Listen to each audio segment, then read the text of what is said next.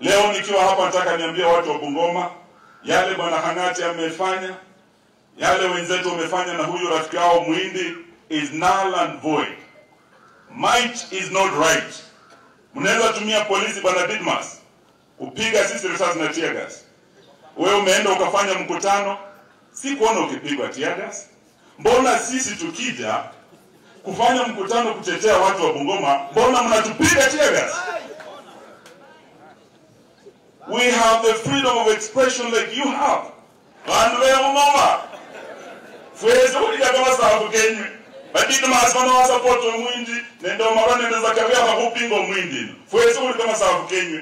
Mchunge sababu zina ndio mwela. Ukiona waziri huyu Eugene anapiga kelele hapa, anapiga kelele hapa, yani kwa sababu siasa yake ya zamani iliisha. So what he's doing is trying to resurrect his already stifled political career. And that one we cannot accept. We will not accept that one. Mimi nimekuwa mjumbe kijana kabisa. Pangu kule Kimilili, what I have done, the record that I have set together with the people of Kimilili constituency, I have a full inventory of what I have done for the people of Bungoma, for the people of Tongaren, that I will use to campaign to be governor of Bungoma. Zoya Sugar is not part of it. Kwa hivyo yeye akisema hapa, bwana waziri ukisema hapa, at 2027, it will be a choice between those who support Rai and those who support farmers. Those of us who are supporting Rai is because we are supporting farmers. We want the farmers to be paid their money for every ton of cane delivered. Maneno mengine ya Eugene Wamalwa huyo wachana na yeye huyo ni mtu alipotea. Mtu alikuwa waziri wa maji, hata maji hakuleta hapa Bungoma. Alikuwa waziri wa majeshi, hata kanisa hii Salvation Army apandishe tu lieutenant, akuwe major, hakupandisha huyo mtu yote. Ni mtu bure kabisa.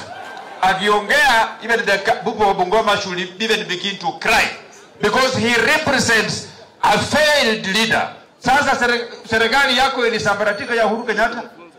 Sasa hauna kazi, you are not employed, hauna kazi. Ndio uko na pesa kwa mfuko, shamba yako hiyo ekari 176 umekodesha, mtu amepata miwa anauza hapa kwa Rai.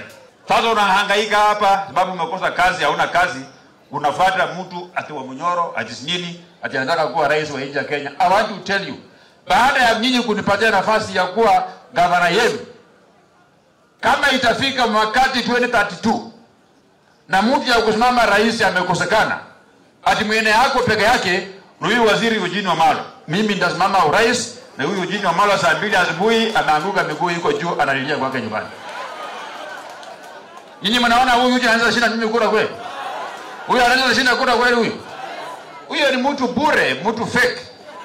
Ndio analia hapa, anasema ati yeye alifanya mkutano ati sijui wapi huko, ati akamfukuza.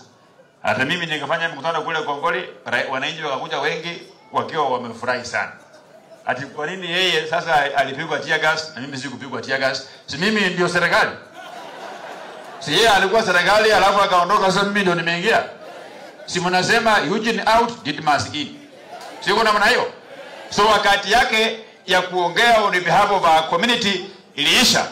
Mwenye anaongea on behalf of our community ya Bungoma ni mimi Didmas Wekesa Barasa.